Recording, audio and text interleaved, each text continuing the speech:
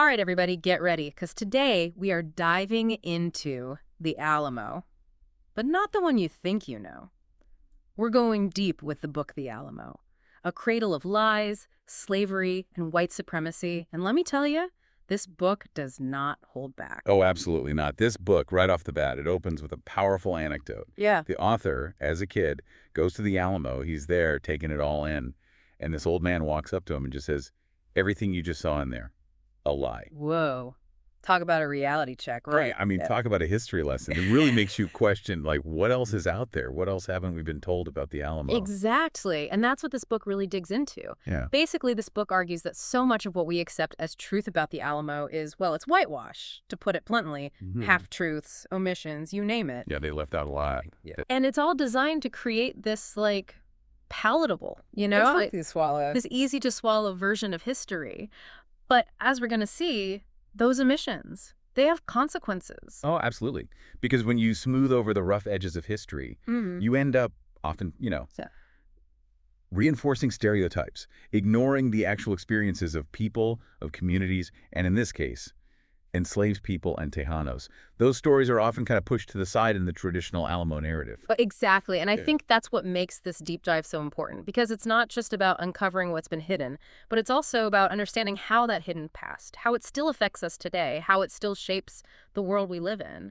Right, because it does. It absolutely does. And one of the, I think, most interesting places to start with that is this idea, this comparison, the Alamo to the Battle of Thermopylae, the little 300 Spartans thing. Yeah, that's always been a little too, it's a little too convenient. You know what I mean? It is, and the book really digs into this, and it argues that this whole comparison is a misrepresentation on both sides. Really? Oh, yeah. Even the 300 Spartans, that whole story.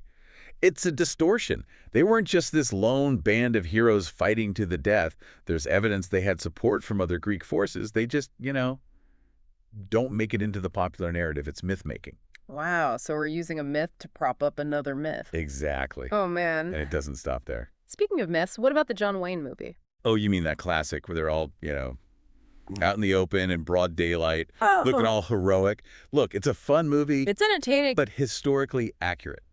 Not even close. Not real. The book points out, the numbers, the number of defenders, attackers, it's all wrong. They're way off.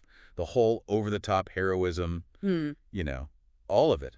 It's Hollywood. Yeah, it's made for the big screen. It's not about historical accuracy. I remember watching that as a kid and being like totally wrapped up in it. It's amazing how these images stick with you. It's incredible. And unfortunately, those images, they often overshadow the more, the less heroic, the more troubling aspects of the story. Right. Like the role of slavery, for example. Exactly. Which leads us to another kind of, I guess you could say, almost sacred text in Texas history.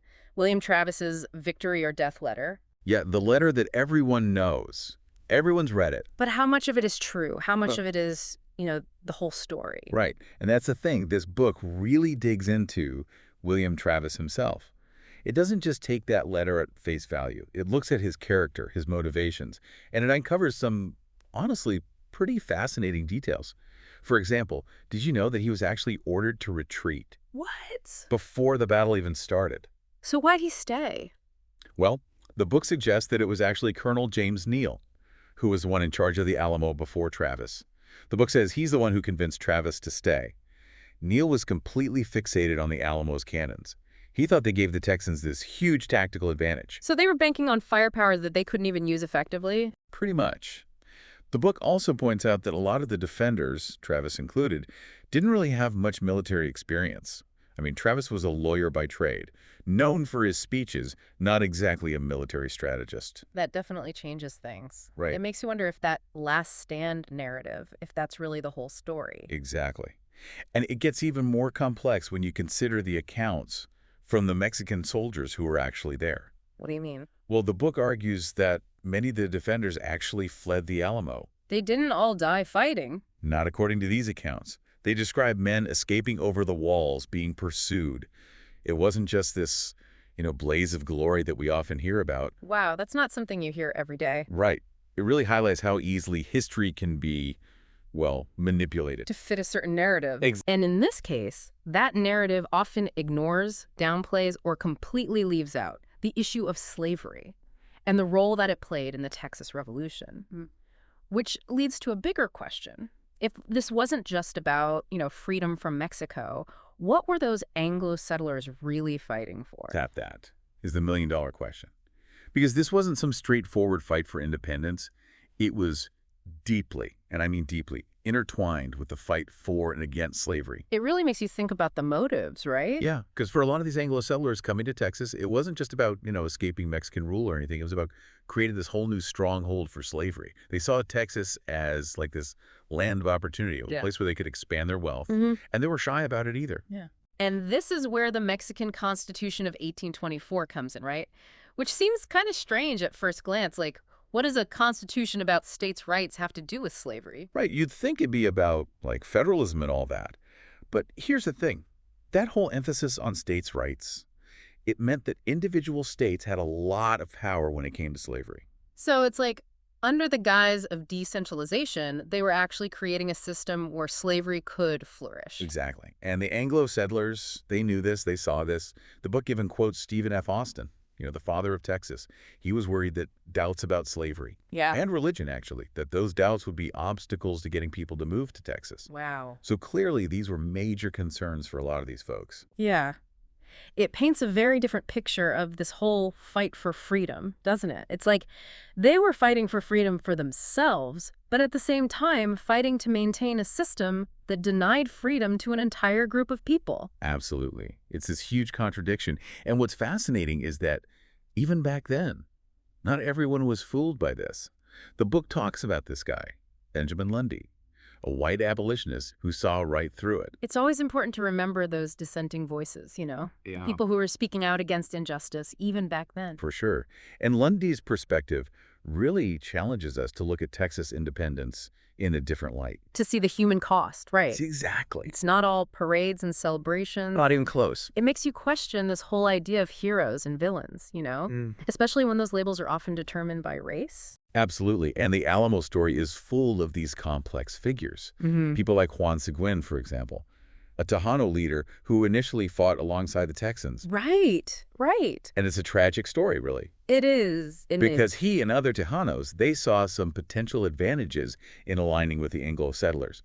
Some of them were even motivated by their own ties to slavery. Oh, wow. So it wasn't just about shared ideals or anything. No, it was way more complicated than that. Yeah. Economic self-interest played a big role, especially within a system that benefited slaveholders. Right.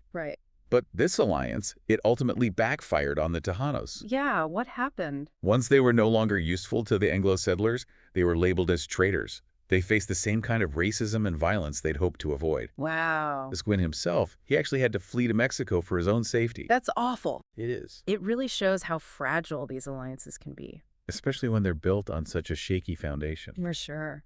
And it also speaks to this idea of spatial racism, the way that physical spaces can become marked by racial meaning. The Alamo itself is a perfect example of this. What do you mean by that?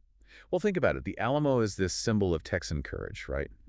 But for decades after the Texas Revolution, the area around the Alamo, it became a hub for segregation and discrimination. You're kidding. Nope. Black and brown residents were pushed to the margins, excluded from businesses, denied basic services. So the very place that's supposed to represent freedom for some represented something completely different for others. Exactly. It exposes the deeply flawed foundation of Texas, a foundation built on the freedom of white settlers, while ignoring and often harming indigenous populations and enslaved people. It's a tough pill to swallow. It is. But it's the truth. And what's even more unsettling is how this battle over historical narratives, this fight over who gets to tell the story, it's still going on today. Oh, absolutely. We're still wrestling with the ghosts of the Alamo. We are? Can you give me an example? What do you mean? Well, look at the recent controversy surrounding the 1836 Project, this legislative initiative in Texas. It was supposed to be about patriotic education. Right. But a lot of people saw it as an attempt to control the narrative, to downplay the role of slavery and promote a very specific and sanitized version of the past. It's like we're seeing history being rewritten right in front of us. That's what it feels like, right? Yeah. And it's not just Texas. The book even draws parallels to things like the 1776 Commission, which, that was formed in response to the 1619 Project, which, just for context, that project aimed to center the consequences of slavery. and the contributions of Black Americans in our understanding of American history. It's fascinating, isn't it? This constant back and forth, this battle over whose history gets told and how it gets told. It is. It's really telling. I think it reveals so much about us, our anxieties about identity, about power, Absolutely. and about the legacy of racism. It all ties together. Yeah. It all ties together. It's like we're afraid to admit that the good guys weren't always so good. It's true. And the book makes a really important point. It's not about erasing history or pretending it didn't happen. It's about remembering it differently. So not forgetting the Alamo, so to speak, but remembering it more completely. Exactly. It's about understanding the context, the motivations, the complexities, the good, the bad, and the ugly. And acknowledging that the legacies of slavery and racism, they're still with us today. Absolutely. Yeah. We can't just sweep those under the rug. Exactly. We have to look them right in the eye and understand how they continue to shape our world. It's about learning from the past so we can create a better future. I love that. Because at the end of the day, history isn't just dates and names in a textbook. It's a story about who we are. And who we want to be. Exactly. And the stories we choose to tell, the voices we amplify, those choices have real consequences. That's a powerful thought. It is. It really is. Well, I think that's a good place to wrap things up. This deep dive into the Alamo has been eye-opening, to say the least. It really has. It's clear that this battle, this one event, it represents something much bigger. It does. It's about freedom, justice, and whose stories get told. And as we've seen, those are still issues we're grappling with today. For sure. So as we continue to learn and grow, let's remember that the quest for truth and understanding, it's a journey, not a destination. Well said. Thanks for joining us on this journey, and be sure to tune in next time for another deep dive. Until then, keep asking those tough questions.